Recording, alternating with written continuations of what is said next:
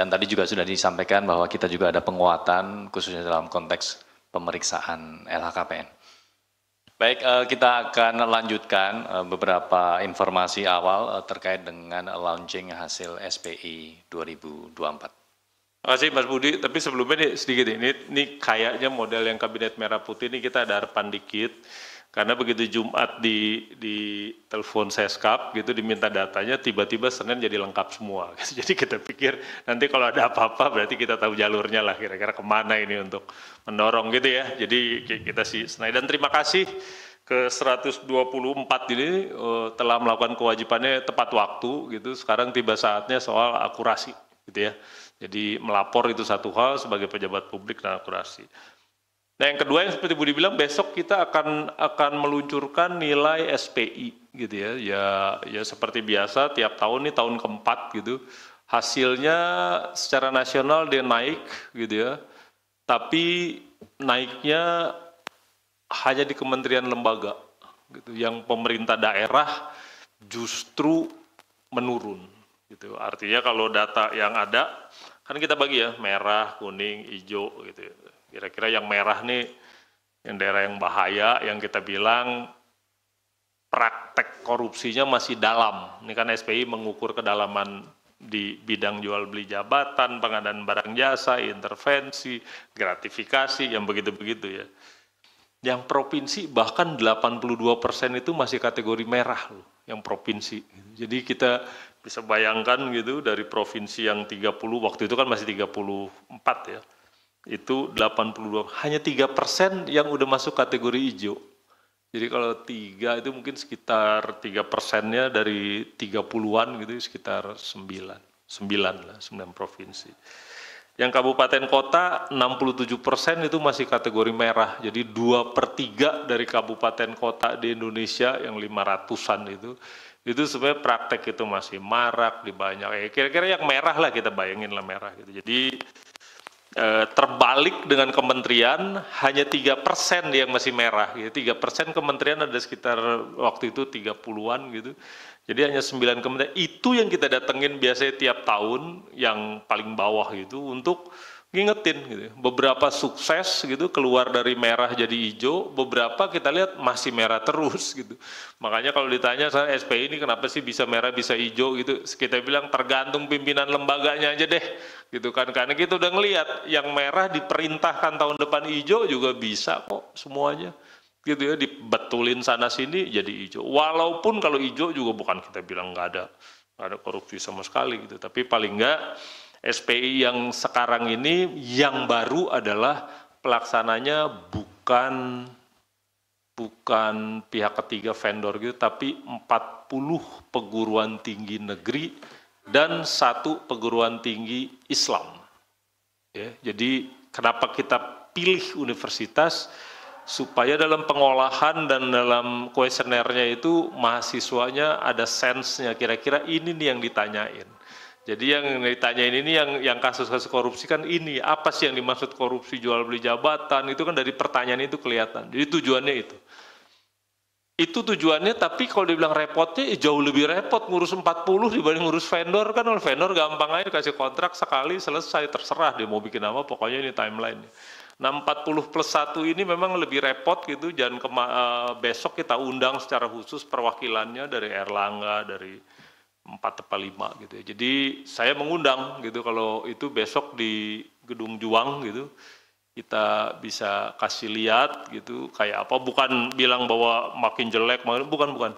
Kita cuma mau lihat ada bidang-bidang tertentu yang dari pertama SPI sampai sekarang di situ aja skornya.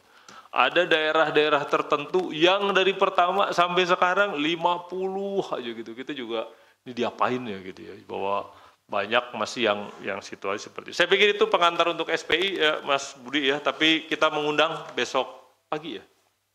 Besok siang gitu, kalau misalnya kurang jelas nanti kita bisa set lagi yang kayak briefing lebih detail gitu, supaya bisa diinformasikan banyak aspek dari SPI ketimbang naik turun merah kuning hijau gitu. Ini mengantisipasi nanti Februari kayaknya kan keluar IPK biasanya. Nah ini kita bilang sama TII bahwa SPI kita luncurkan duluan gitu, supaya nanti tiap daerah ada panduannya apa yang mesti diperbaiki sebelum nanti IPK yang di level pemerintahan ya, level negara gitu, kira-kira gitu.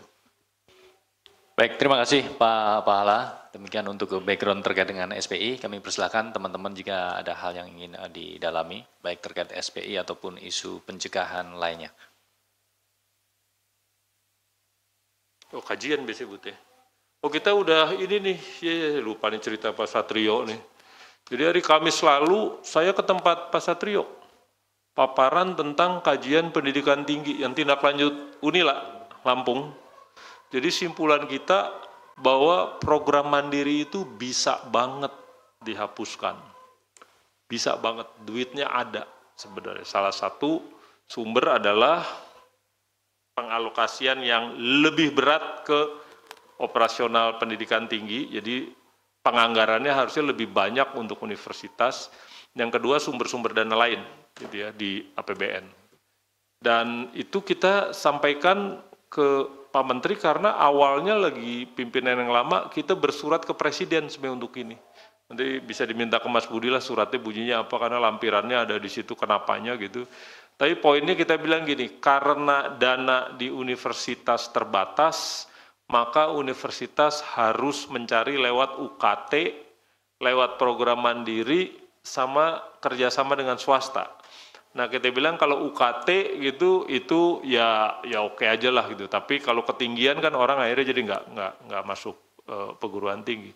Tapi mandiri yang kita khawatir gitu ya karena beberapa kasus kalau di regulasinya Dikti ya itu kalau Anda perguruan tinggi negeri berbadan hukum PTNBH Anda bisa bikin mandiri sampai 50% bangku tuh boleh masuk lewat mandiri.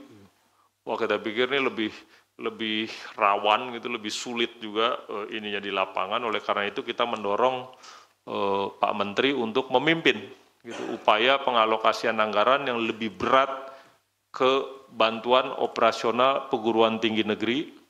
Yang kedua, lantas berupaya supaya mandiri sekecil mungkin, gitu program mandiri ini. Yang ketiga, kita bilang bahwa dengan Kementerian Agama, dengan Bappenas dan Kementerian Keuangan, peraturan pemerintah 18-nya bilang kalau nyusun anggaran tuh mereka harus duduk bareng, dipimpin oleh Menteri Teknis, yaitu Menteri Dikbud. Dan yang keempat, seperti kajian kita sebelumnya, dana pendidikan tinggi ini sebagian ada di kementerian lembaga. Dan PP 57 bilang bahwa Menteri Dikbud yang harus memimpin upaya mengefisienkan dana pendidikan yang ada di non perguruan tinggi. Jadi yang ada di kementerian-kementerian itu harus diambil kalau memang tidak sesuai dengan misalnya sekolah kedinasan gitu-gitu. Atau ini dibilang dana pendidikan tapi buat pelatihan internal kementerian itu harus diambil. Dan itu kita sampaikan ke Pak Menteri hari Kamis lalu gitu ya. Nanti teman-teman bisa lihat surat presidennya ke Mas Budi. Dan yang terakhir mungkin kita akan finalisasi kajian tentang remunerasi pegawai negeri. Ini bukan soal naik-naikan atau turun, bukan. Jadi kita bilang remunerasi PNS ini sekarang perlu kebijakan nasional. Ya, kalau ini agak gaya, Bud. Ya, karena kita studi bandingnya ke Singapura, ke Jepang, Prancis, dan Jerman. Yang kita dapat, hampir di semua negara, isinya gaji pegawai negeri itu ya gaji pokok. Bukan tunjangan yang digedein. Kalau kita 5% gaji pokok, 95% tunjangan. Akibatnya begitu pensiun, dihitung dari gaji pokok. Jadi orang kalau jadi pegawai negeri, begitu pensiun, dia hanya dapat 5% dari apa yang dia terima selama dia aktif.